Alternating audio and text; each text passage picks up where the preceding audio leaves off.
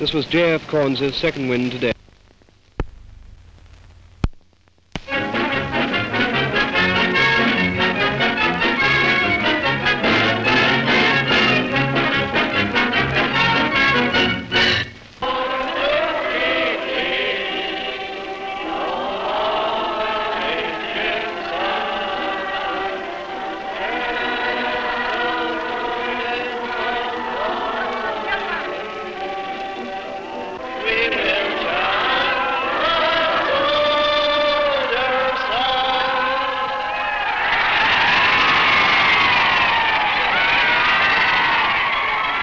Today, Republican Dublin assembles in Monastir demonstration to welcome in liberty the Republican prisoners.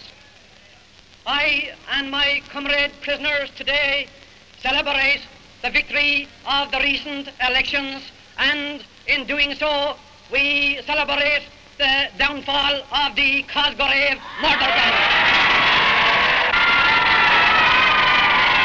Black enough for us all. But Ireland has stood together in this. The Irish, the IRA stood firm, and they have defeated Cosgrave and the coercionists.